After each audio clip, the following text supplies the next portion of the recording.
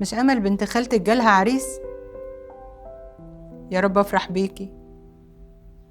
نفسي اشيل عيالك قبل ما اموت، انت كبرتي والعمر بيجري.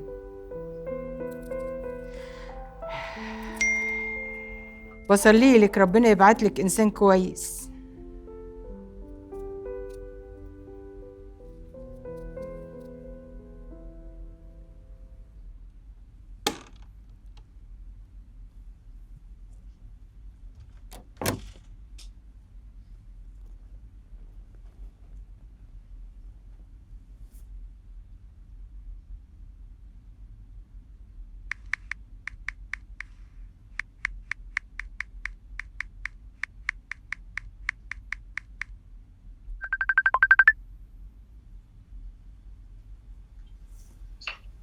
ايه هرن كتير؟ عامله ايه؟ وحشتيني جدا. وانت كمان. عامل ايه؟ كويس الحمد لله. ايه بقى؟ هو انا هفضل اكلمك كتير ما ترديش عليا؟ على فكرة مش بتهرب ولا حاجة، انا بس كنت مشغولة شوية اليومين دول.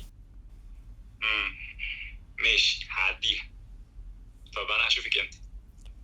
أم... عيد ميلاد سارة الاسبوع اللي جاي، ممكن نتقابل هناك. كارمن، انت عارفه ان انا مش بتكلم على عيد ميلاد ساره. انا عايز اشوفك لوحدي، نقعد نتكلم، استمتع بالقعده معاكي. ماشي، وانا كمان عايزة كده، بس طب ممكن بعدين نتفق على الموضوع ده عشان ماما بره، وانا مش عايزاها تشوفني. طب بقول لك ايه، مم. قبل ما نقفل بقى وماما وكده، ايه؟ مفيش تصبيره كده ولا حاجه؟ امير، لا. اي حاجه. ايه؟ بقول لك لا. انت عليكي حاجات. يلا اقفل، يلا باي. ماشي ماشي، اقعد لوحدي انا. باي.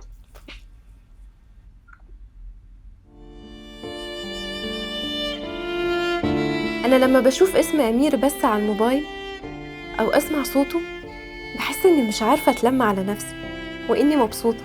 انا بحبه، وعندي احتياج ان اكون في علاقة مع حد، وهو بيعرف يسدد الاحتياج ده كويس قوي.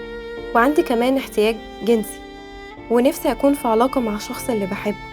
حاولت اشغل نفسي في الشغل، العب رياضة كتير علشان اخرج الطاقة اللي عندي، بس مش قادرة ومش عارفة.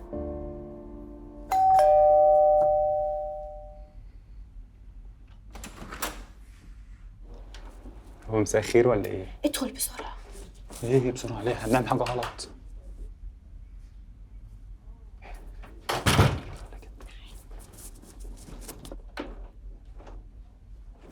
بسرعة ادخل.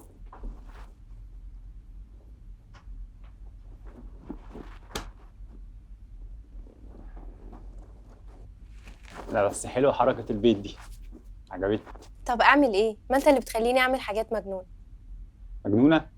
ده انت اللي هتجننيني، وحشتيني. وانت كمان وحشتني. طب ايه الأوضة عندك حر قوي. لا ما تستعبطش، مش حر. ماشي،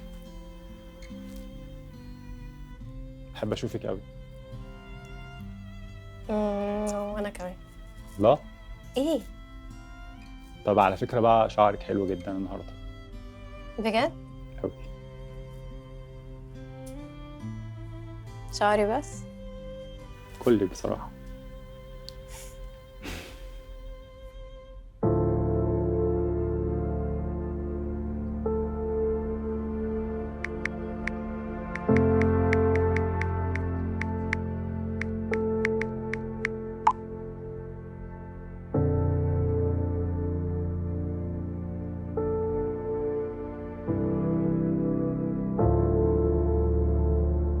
حاولت ابعد عن امير كتير او اهرب، لكن برضو المشكلة مش بتتحل. لقيتني بتفرج على افلام وبضعف في حاجات تانية. انا مش مبسوطة اني بعمل كده، انا مش عارفة اعمل ايه.